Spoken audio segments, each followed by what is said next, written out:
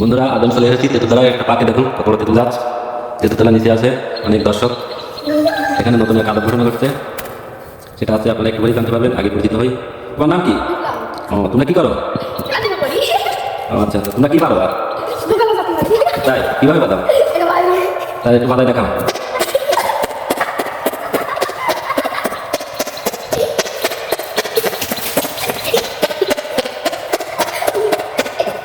বাহ, সুন্দর তো, অনেক শব্দ আছে। জোরে জোরে বাদাম। গাদা হয়ে গেছে, তাহলে একটু ধীরে নাও। তোমার পাঁচটা তুলে তোরা কোথায় গেল? এবার শুরু করো তাহলে।